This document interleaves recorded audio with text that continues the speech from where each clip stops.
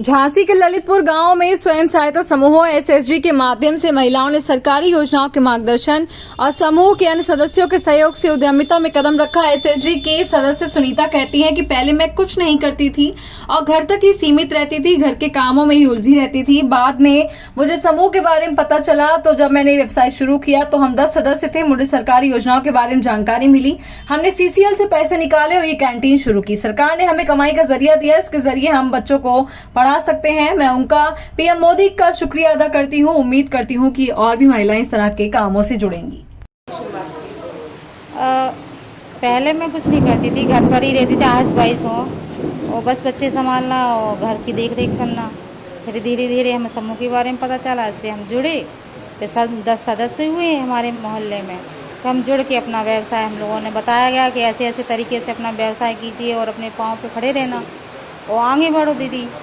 तो फिर उस वजह से हम आगे बढ़े और सब लोगों का सपोर्ट मिला और योजनाओं के बारे में जानकारी मिलती गई और सीसीएल बचत राशि इस बारे में सब मिलती गई सूचना, तो हम लोगों से जुड़ते गए। और फिर हम लोगों ने जो सीसीएल से पैसे निकाले उससे हम लोगों ने कैंटीन चालू की।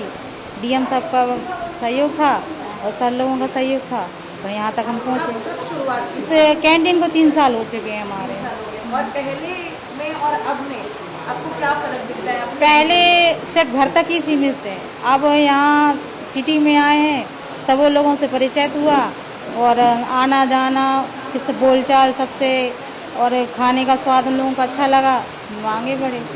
सरकार की योजना से किस तरीके से आपको फायदा हो रहा है? सरकार के तरीके से हमें इतना फ़ायदा हो कि हम अपने तरीके से कमा रहे हैं, पुरुष के यहाँ सपोर्ट मिल रहा है, तो उनको भी सहयोग मिल रहा है अपने यहाँ कि हम मतलब महिलाएं से उनकी भी जो बचत राशि है उनका खर्च हो रहा है तो हमारा बच रहा है, और हमारा खर्च हो रहा है तो उनका बच रहा है।